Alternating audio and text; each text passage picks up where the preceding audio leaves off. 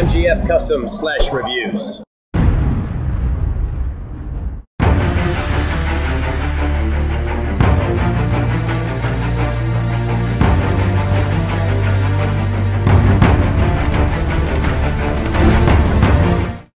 What's going on, guys? It's Michael MGF, and today we're doing another LEGO Star Wars 2013 set review. This time I have the Umbaran MHC, and MHC stands for Mobile Heavy Cannon, which is the name of this set. It is Umbaran MHC, and then in parentheses, Mobile Heavy Cannon. The set number for this one is 75013. It has 493 pieces, and it is ages 8 through 14.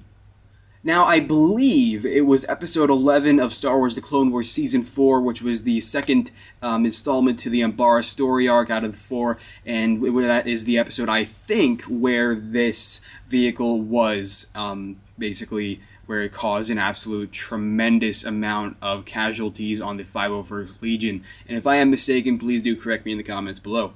But this set is really awesome. The minifigures are really great. The Umbarans are okay. They could have been better, but they definitely work. And there are a few flaws with the actual MHC that I feel could have been easily corrected. But honestly, you look at that thing, and how awesome is that? The first LEGO Umbaran vehicle. We all love the Umbaran story arc, and now we've got one of their absolutely sick vehicles in LEGO as an official LEGO set, and for the value, this is a great set. However, the build was a little bit repetitive, but I'll go into all of this after I give you a look at the box and the actual minifigures.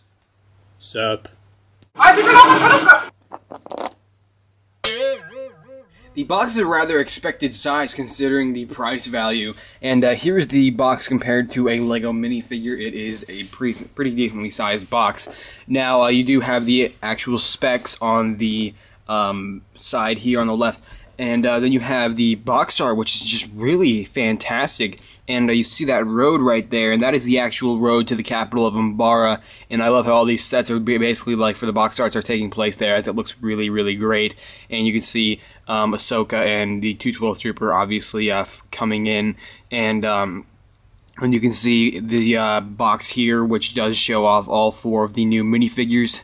And LEGO's actually saying 212, they know who these legions are. We never expected LEGO to make minifigures based on the 501st and 212, so it's pretty awesome.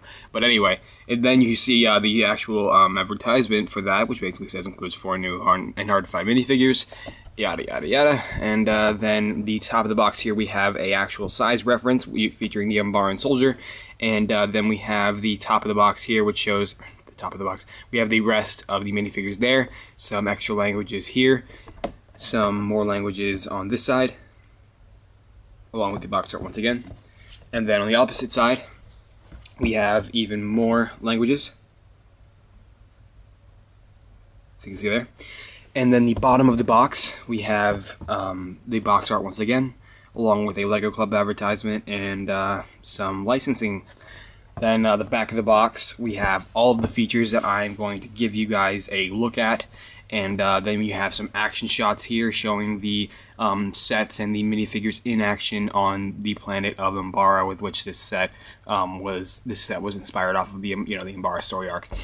So that is about it for the box. So let's go ahead and jump on into the minifigures. So to start off, we have this familiar minifigure here, which is familiar because I actually have a whole separate video showcasing just this minifigure alone, as I actually picked it up off eBay early, so I do in fact have a second one.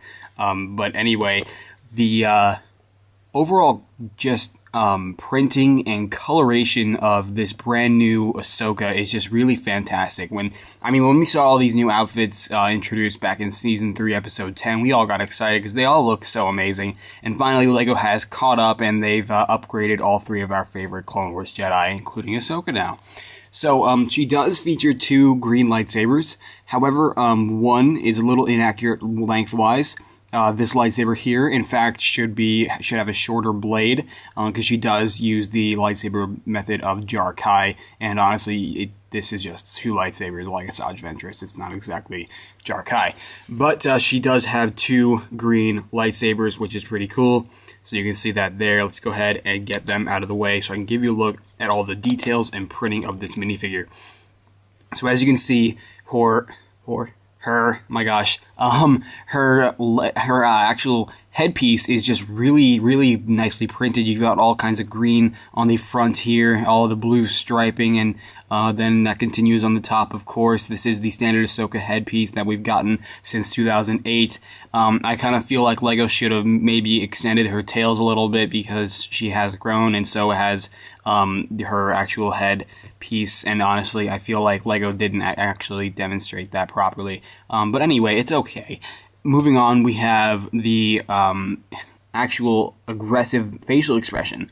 You see the LEGO Ahsoka face that we got previously, she didn't exactly look aggressive, nor really, there was no life in the face. So honestly, getting this face and having an aggressive tone makes for the perfect aggressive facial expression for Ahsoka, so it's really great. And then moving on, we have the preppy facial expression, which looks really great as well, because Ahsoka puts on a face like that all the time in the Clone Wars, and it's just really cool to see that in LEGO. I believe LEGO definitely captured it very nicely. And to give you a look at the torso details, and if you can't tell this, though she wears pretty much dark red clothing, LEGO has decided to go with brown, which is okay, because it looks just as good. And you can see her brown clothing there. Her hands are brown to represent gloves. You can see the printing. There is actually some extra additional brown printing on her dark brown legs, which is pretty cool. And then her actual clothing continues down on her legs there. And then the back detail is just really fantastic as well. You can see the pouch there, and her belt continuing, and her exposed skin. And it's just a really fantastic minifigure, and just a great, if not the best, Ahsoka to date.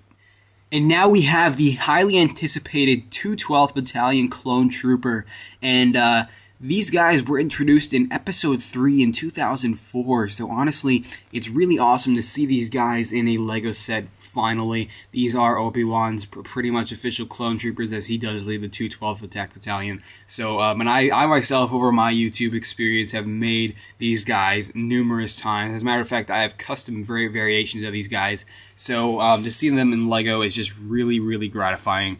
Now, his helmet is pretty much, you have the pretty much, new season 4, the new Clone Wars Phase 2 variant of the helmet with the brand new design, and it does look really great. You can see the 212 printing on the top of the helmet there. It looks really nice as it continues at the bottom of the fan. It manages to wrap around, continuing a nice straight line, which really looks great. And then you can see the mouth printing also looks pretty nice, along with the visor. And then you have the ventilation printing over here, along with his breathers on the bottom, and it's just a really nice helmet in general.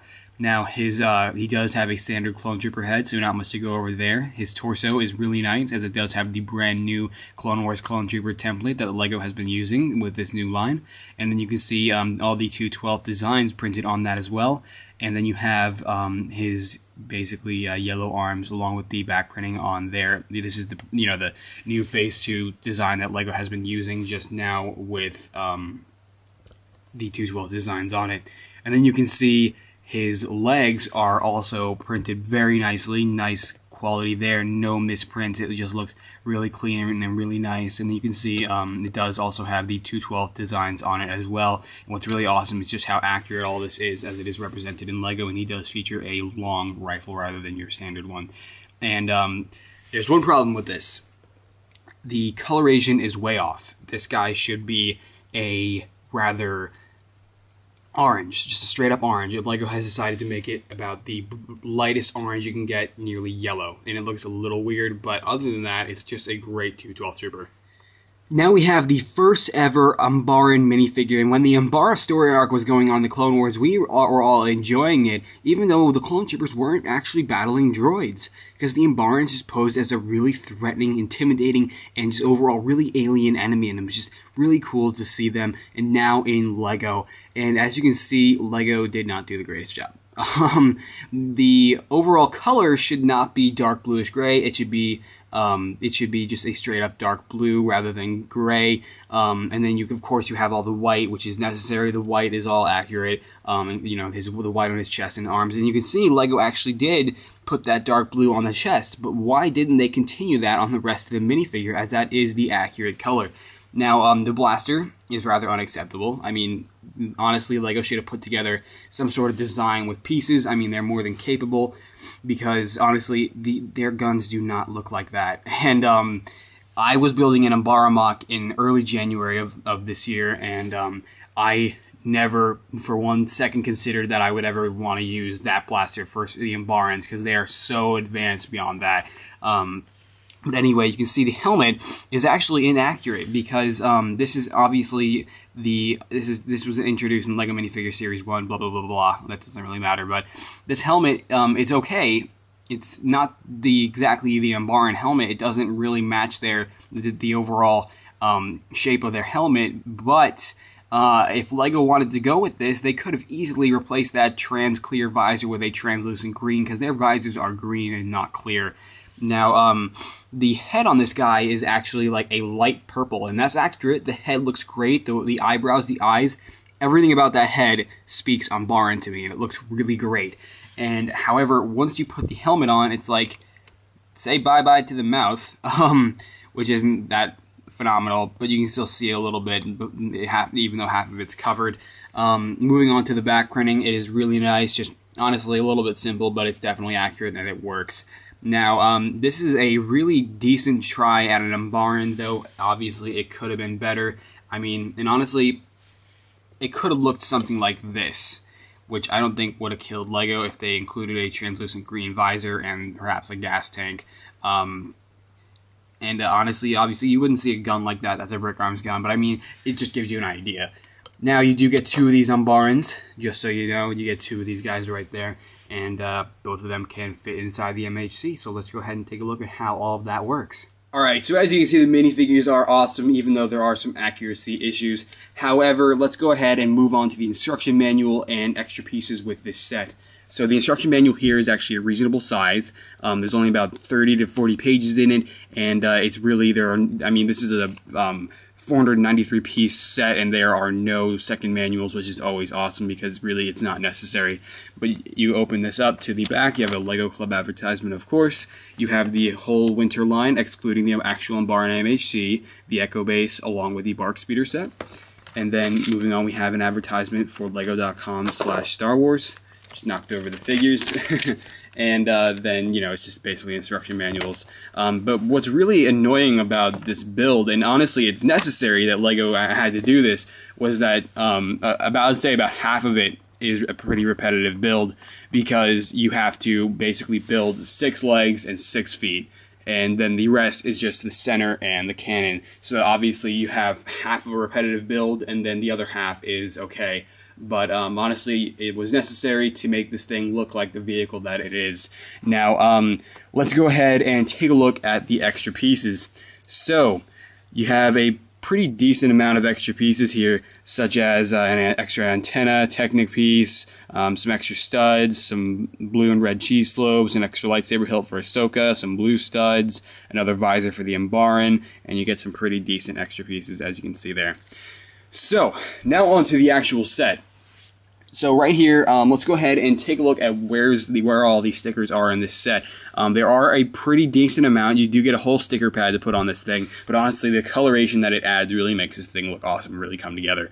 Now anyway, you have a sticker here, here, here, here, here, here, here, a sticker symmetrically on the other side, of course, there. Oh, I didn't actually show you, sorry about that. There is a sticker here and here on the cannon, and then open this up, and you open up the cockpit, and you have 2 control panel stickers on either side, here and here. So that, yeah, it's a pretty decent amount of stickers, but honestly, it's not that bad. Anyway, the basic rundown of the features on this set: you have a ton of posability, you have 2 open areas for Umbarans to be seated, and you have the awesome missile up here. So let's go ahead and go over this. Now, honestly, LEGO really chipped out on us when it comes to the cannons below. They literally just stuck blasters underneath, and I'm sorry, but what the heck is that? It looks really bad. But honestly, you can see that there are slots for that with which these are planted in. So if you just remove these, you can easily put your own design on there, and it can easily be modified. It's not really that big of an issue, even though it looks pretty bad at first. Now the flick-fire missile, flick-fire, I'm so used to flick-fire missiles now. The missile up here is actually posable, as you can see there. It can pretty much, go in a lot of different poses. It's definitely very awesome. It can go 360, and it's a really posable cannon. You're not going to have any trouble with posability with this thing. And if you get, this is the accurate pose right there. And if you get it in this pose, I mean, if you get it in any pose in general, you can just pull back on this little knob here, and the flick-fire missile will fire. So to give you an idea of how useful this posability is, you can aim it down at like Ahsoka or the 212 Trooper, and there you go. Umbaran's win. Took them both out. I mean, isn't that pretty awesome? I think they definitely nailed the general concept of how powerful this cannon was in the actual show, and it's just really great. Now, the posability of the legs, let me give you an idea of how the legs are attached. You can pretty much see there's some Technic there, and that they're just pretty much attached by some Technic rods. But I mean, the posability is really good with these. However, the legs are really flimsy. They are too posable, and honestly, there's no just center pose that these things can go in. They're like, these legs are always getting, like, one will be here and then one will be there. It's just, there's never really a general pose you can get this in. You can, but it won't stay forever if you move the vehicle around. So I feel that if they used a different piece to attach the legs, it would have been easier. But anyway, to give you an idea of the posability for these legs, you have a point of posability right here, as you can see there.